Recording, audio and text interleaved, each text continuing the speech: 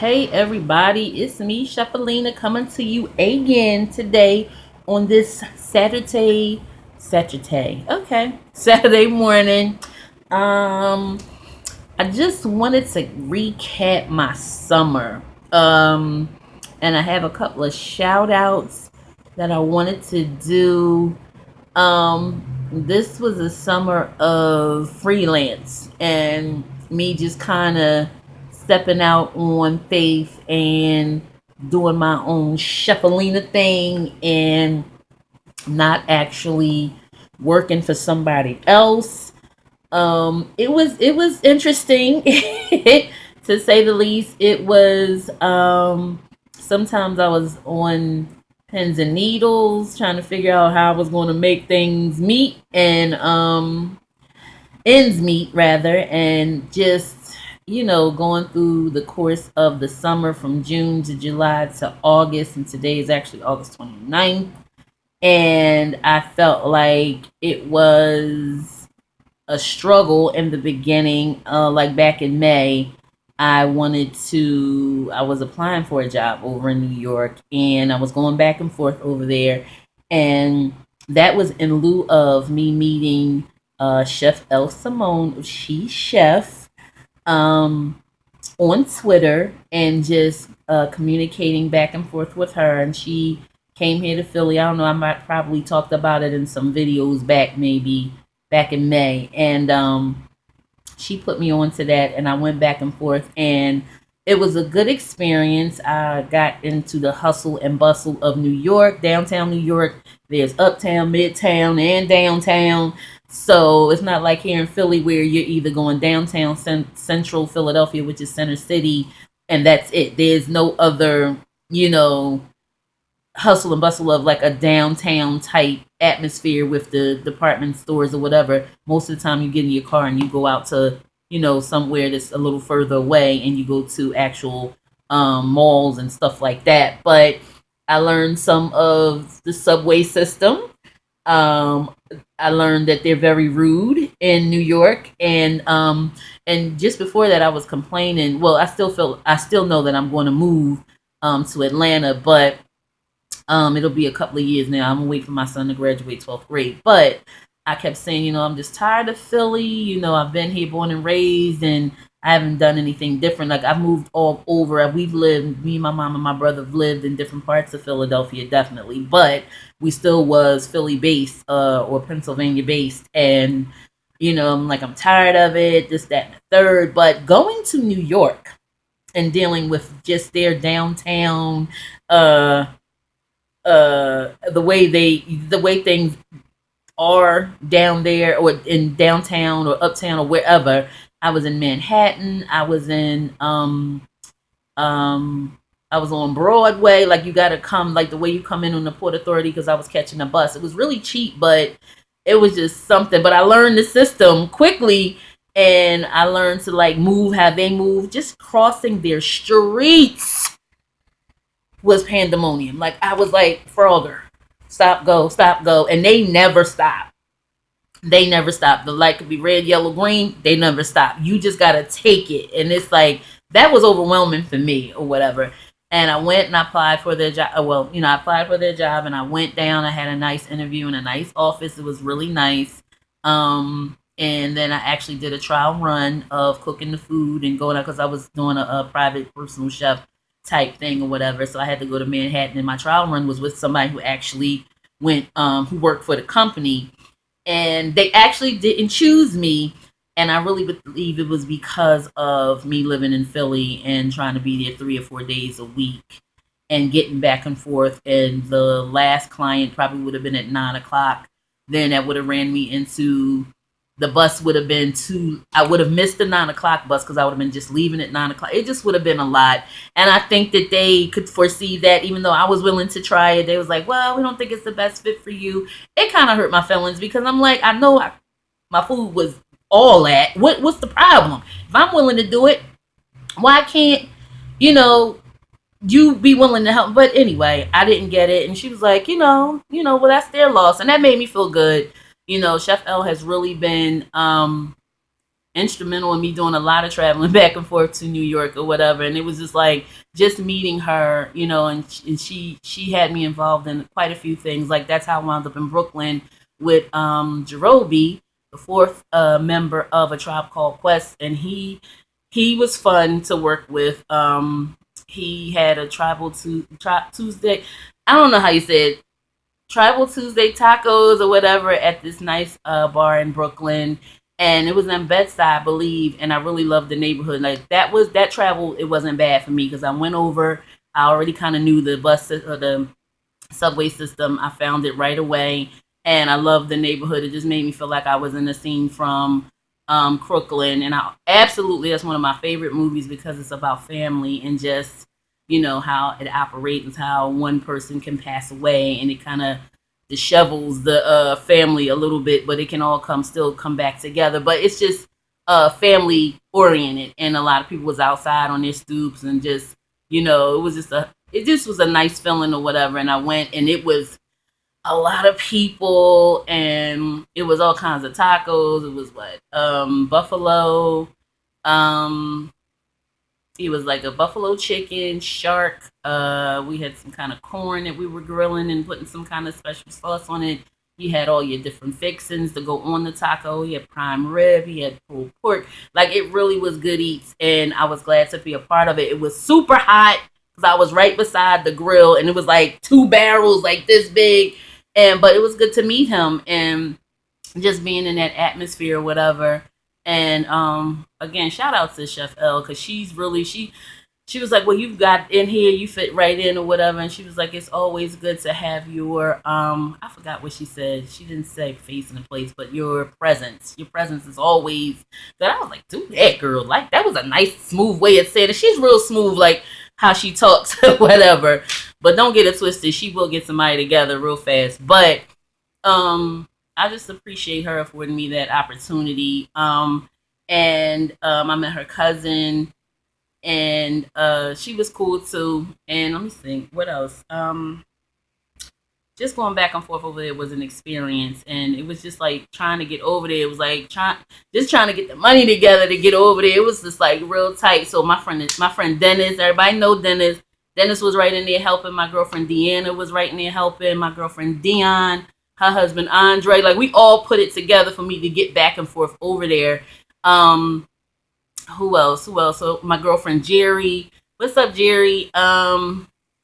It was just so many things that was going on, and I appreciate them just trying to help me because I always been that kind of person. If I can help you, I'm gonna try to help you. I'm not gonna sit there and be like, oh well, if she asked, then I'll do it. No, if I know you need help, I'm gonna try to help you, and I think that's why God surrounds me with people who are just like that. Sometimes you don't get back what you get, but sometimes you do. And it's a good feeling or whatever. What else? What else? What else? What else did I do? Oh, I went to Maryland. My girlfriend Nancy, hey Nancy, had a free ticket to, it's called the Spirit Fest or something. It was Erica Badu, Anthony Hamilton, Tony, Estelle, Avery Sunshine, the Junkyard Band. It was a go-go band, but they was decent. They was playing all the old like and stuff that I knew. Like so it was like all the old school um go-go music. It was like, what is it? Sardines and pork and beans.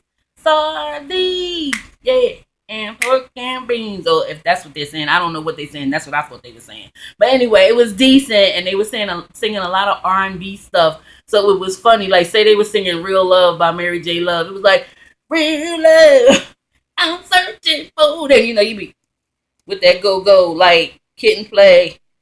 But anyway, that was good. Who else did I say? Anthony Hamilton, Erica Badu. Oh, poetry. Oh my god. Them apart is a sin. I never ever want to see that happen again. That them together was absolutely amazing. Marsha Ambrosius, if that's how you say her name, her voice is true to being an instrument.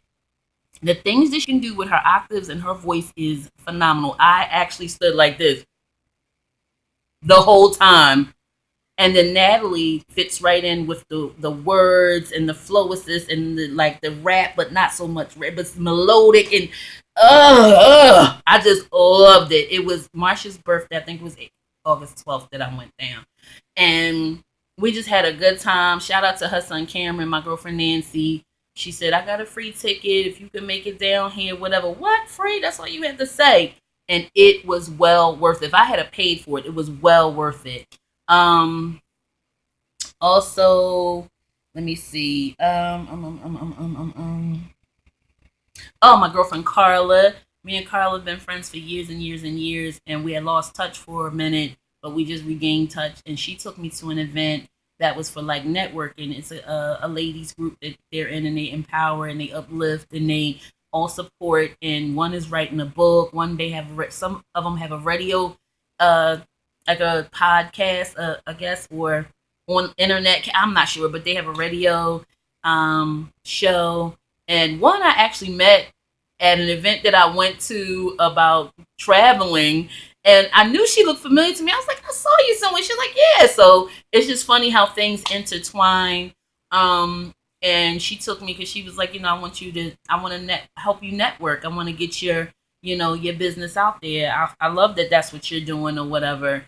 And it's nice when your friends actually are supportive and they want to help you with what you're doing. It makes you feel good and it makes you feel like, oh yeah, I can do it. Because sometimes I fall off and be like, is this really what I want to do? But then somebody will come right along and be like, oh, that's so empowering. That gives me the aspirations to do this and that. And I'm like, oh, okay. And I keep it moving. So thank you, Carla, for that. And it was in a very nice downtown hotel. I can't remember which one it was. It wasn't the Waldorf Astoria, but it was really nice. Like it was like a really nice room, and they had really good food, and it was really nice. And I met the chef there. I think she was the executive sous chef. But either way, it was a black woman, and she was doing her thing, and I was just proud to know her.